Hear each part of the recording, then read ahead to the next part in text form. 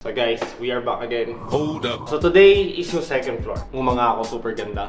Hindi siya Instagrammable, Pinterestable. Pag akit natin dito, may bintana para pumasok yung natural lighting.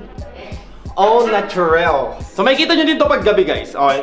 Iyan natin pag gabi, pagkatanghali, pagkahapon. Ngayon hapon eh. So all natural lighting. So yung sun nandun. Ano din? South, east, west, north? Sunlight. Okay? Natural sunlight. Pagpasok natin dito, ang una natin makikita ang kitchen. Basically, first day lang namin to guys ha. Wala pa nga kaming damit eh. Pinapakuha pa namin sa kung dadalhin pa lang dito. So basically, first day namin to nakita. Ngayon pa lang namin nakita.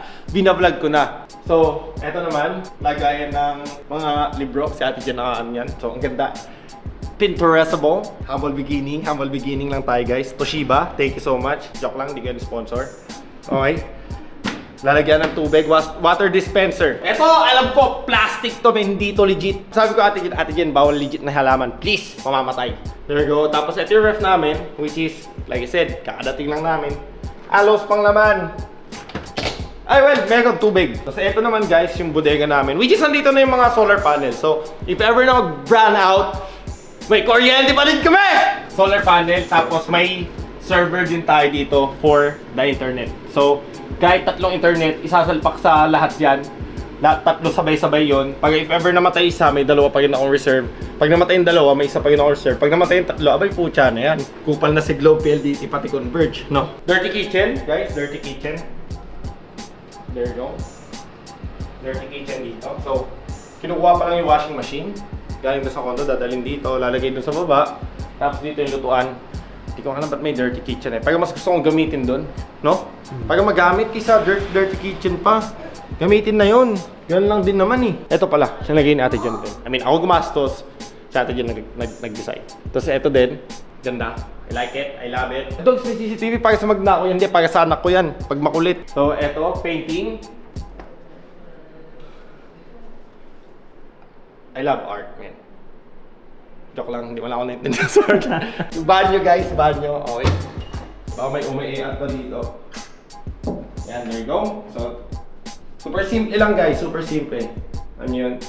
I-explain ko din sa inyo bakit ito yung kinuha kong bahay. Nagandahan kasi ako sa labas. Yung black theme niya. Kasi ang black theme guys, yung tema na kulay itim na bahay, tapos brown, hindi madaling malakos. So, pag dinagyan mo kasi ito ng ibang kulay, tulad ng dirty white, ganun, pag tumagal pa yung, oh, pangit, di ba? Humble beginning lang guys, humble beginning. Ito yung salas namin. Okay, dito second floor. So, may painting dyan, TV. Gusto ko kasi dyan guys, 100. Ayaw ni AJ. Normally, Samsung to. Ayaw ko naman na Samsung. Alam niyo bakit? Naglolo ko yung remote, promise. Like, ayun yung pinakayo kay Samsung TV. Okay na to, TCL tayo, yung tipid. De, joke lang. Maganda yung TCL. So, if ever maglalagay ako ng PlayStation 5 dito, 120Hz. Alam niyo yun. So, ito naman yung cloud sofa, which is gustong-gusto namin ni AJ. Matagal na namin tong gustong magkagawa ng cloud sofa, guys. Gusto pa namin to sa Pangasinan pa lang. Kaso ayaw namin itapon yung lumang sofa kasi super mahal. Ito, man cave ko to kung sasabihin. Yun. Ito yung basically everyday ako nandito. Dito ako mag-stream, dito ako lahat ng posting ko, lahat. Basically halos sabihin natin 50% of my lifetime nandito ako sa loob na to. Halos basically daily meeting ganun. So, dito tayo. So, this is my guys, my streaming room. I want it all simple. Okay? Ayoko masyadong madaming cheche-cheche, which is super ganda na ginawa ni Ate Jen. Welcome to my streaming room, guys. So, may sofa tayo dito. May maliit na upuan. May TV tayo na 75 inches din, DCL. And then, we have a book of Patek Philippe dito. Kung mapapansin nyo guys, halos walang saksakat pagkano kasi tinago na mismo sa cabinet. So, ito yung computer natin. So, triple monitor tayo. Tapos naka, ergo na gaming chair. Sabi nyo, Dog, saan yung CPU? Basically, yung CPU guys, naka-mini PC ako eh. Hindi nyo makikita yung CPU, pero which is super late lang. Ito lang siya. Yung maliit na Asus. Asus ROG na Nook yung tawag. So, ito siya guys. So, wala pa yung ko dito, DSLR, which is ito yung pang-vlog natin. Super simple lang siya talaga guys. Gusto ko kasi pagka nag-stream ako, simple na simple lang. Wala masyadong cheche-cheche. Kasi dito ko ilalagay yung pagkain ko.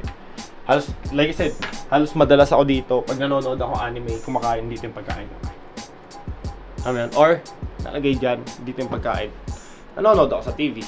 Tapos, ito, isa pang CPU guys. Ito yung luma ko. Okay. Which is, bibigay ko yan sa secretary ko. Tapos, ito yung mga, So, basically, but wala masyadong, Ako yung nag-assemble nito guys, Natanggal na pala. Kaya kung titingnan nyo guys, kung titingnan natin dito sa baba guys, lahat ng to, nakadikit dun sa taas. So, basically, ito, bumigay na. Mabigat masyado ata kasi. So, meron din tayong USB dito if ever na gusto natin pang charge. So, basically, lahat nakatago dyan sa loob. So, pati sa lahat ng sulok ng saksakan, may ganito na. Para sa internet, may LAN na. Para dyan na lang para hindi na ma-hassle pa. So, ito guys, dyan pa sa ilaw yan. If ever, tignan nyo, pag pinatay ko, mamamatay. Pag binuksan ko, bukas. Yun! So basically, that's pretty much it. Tapos, ako pa naman yung mahilig ako. Gusto ko madilim na madilim. So, kailangan isasagado ko to. Para walang ilaw. So, dito, meron tayong mga books. etc. about. That's pretty much it sa second floor, guys. Saan nagustuhan nyo? Nakakakit tayo dito sa third floor. Kung makikita nyo guys, hapon pa lang. What time is it? It's 5 PM. So may araw pa. Welcome to my third floor salas. Dito, ito talaga yung family salas namin. Dito kami magbabanding, dito kami palagi, dito kami manonood ng TV. Basically, yung second floor, doon yung mga guests. Alam mo yun? Guests. Yung bisita sa baba yun, sa first floor yun. Okay, hanggang dun ka lang. Let's put some boundaries, backward, back. Hanggang dun ka lang. Second floor, guests. Alam mo yun? Good relationship, second floor ka. Pwede ka umakyat second floor. If ganito tayo, friends, dito ka sa third floor. Pwede kang pumasok dito, men. So guys, ito na yung chandelier natin ngayon. So, mas makikita nyo to close up. So, yun yung painting. So, mas malapit dito sa third floor. Mas mataas basically. Super taas, guys. So, like I said, dito nagaganap lahat. Like, lahat. Okay? So, there you go. Ito yung third floor salas natin, guys.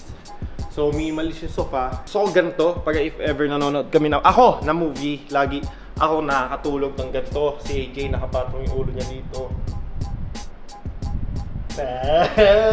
Humble beginning. So, yan, ganyan lang. So, basically, ito yun. Dito, may view. If ever na gusto natin tingnan. But then, in the end of the day, sa akin, i-close ko yan. Gusto ko kasi madilim. So, we have 75 inches TV for our OLED ulit, PCL. Katulad ng second floor. Now, pasok tayo din dito sa guest room number 2. So, over here, guest room number 2. Sorry, may mga gamit na. Secretary ko to. Secretary ko mag-i-stay muna dito. Tapos, may closet dito. Tapos, if ever gusto mong lagyan ng computer, dito din. So, there you go. Tapos, may saging yung banyo sa loob. There you go. Hot shower na din, guys. So basically, doon sa pinakababa walang hot shower. Naisip, bisita kasi nandun. So maligo ang malamig. Yung hot shower nasa second floor to third floor. Now, pasukin natin yung kwarto ni Axel, yung anak ko. There you go. Ito yung kwarto niya. Over here, 75 inches din na TV. Kasi mahilig manood anak ko ng YouTube. Kaya may TV siya. Tapos, giraffe. Giraffe ba to? Ship yan. Ship pala. Kasi nasabi ko sa inyo guys, pasok kayo ng school. Okay. So, fake plant ulit. Kama niya. Kama ng anak ko, guys. Tapos yung para sa head. Pagka gusto niya yung tugulo niya, hindi masakit. Kanya malambot. Yan. So, may ilaw din. Lagay ng mga favorite toy niya if ever paglaki niya. Alam niyo yun. Tapos, if ever na manda na siya, dito yung laptop niya. Sa ngayon, dito yung iPad. So, now, ito yung sarili niyang banyo. There you go. Ito yung sarili banyo ng anak ko. I mean, overall maganda. Like, super ganda ng design ni Ate Jen. Like, oh my God. Ibang klase, guys. So, may cabinet dito si Axel. Yeah, that's pretty much it sa kwarto ni Axel. Now, papasok tayo sa master bedroom. So, makalat-kalat pa, guys, kasi yung ibang gamit ko nandito na. I mean, yung gamit, pag sabi ko ibang gamit, yung mga relo lang. Welcome to mi casa. Master bedroom. Pasok po.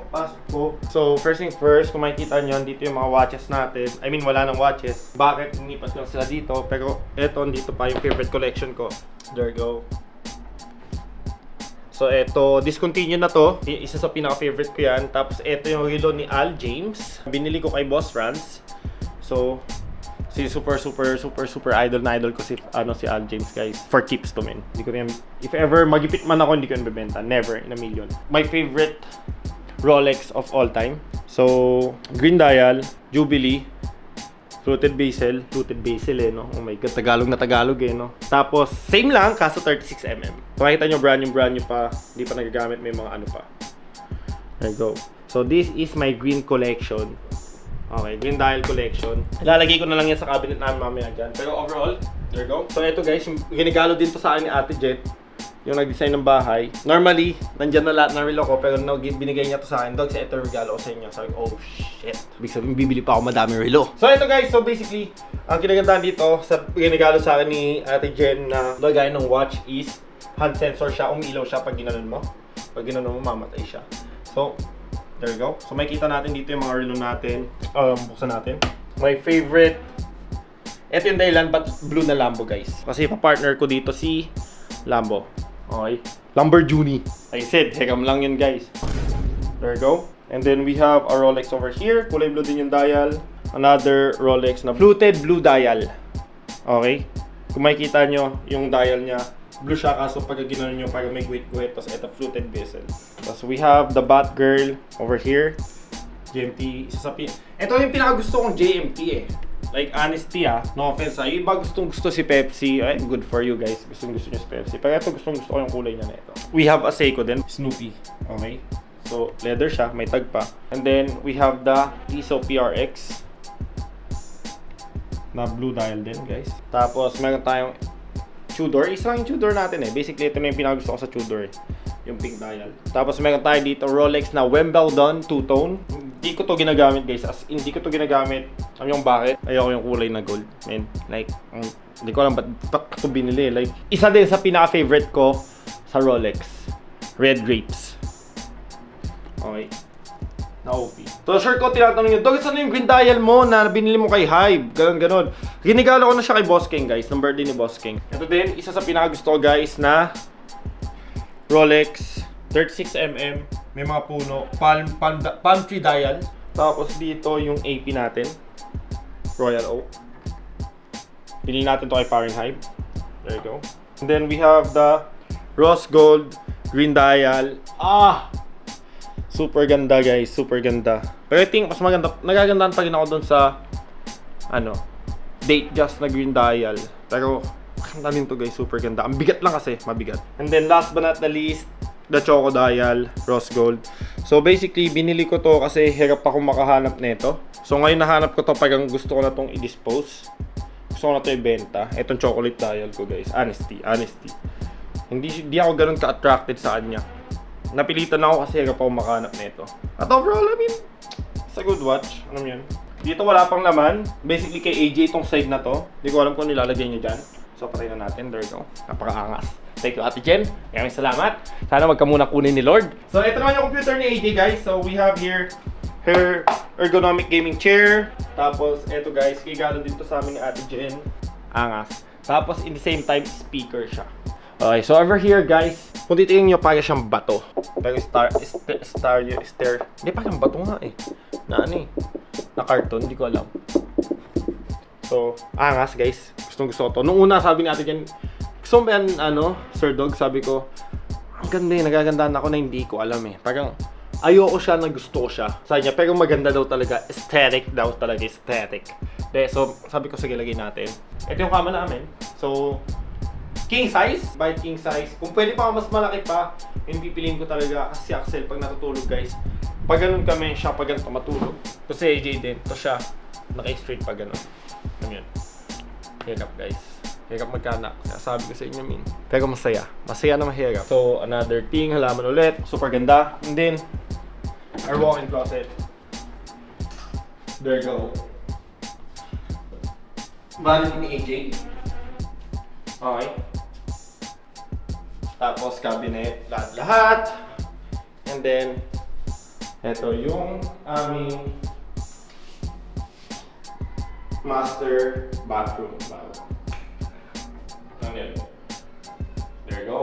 Shower lang, simple. So, yung mga ganitong shower lang, simple. So, pretty much yun. Ngayon, hintayin nyo pag naging gabi na. Super, sabi sa akin natin dyan, Boss D, Sir Dogs. Ang ganda ng bahay nyo paggabi. Talagang ibang klase. Maraming salamat, Boss T and Ma'am AJ, sa tiwala kay I Made Interior. Guys, follow niyo yung Facebook page namin and Instagram.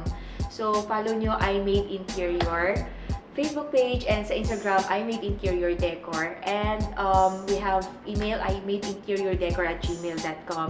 You can message us if you have any queries. Sasagutin namin ang queries niyo. Thank you so much again. Maraming salamat po. Have a nice day.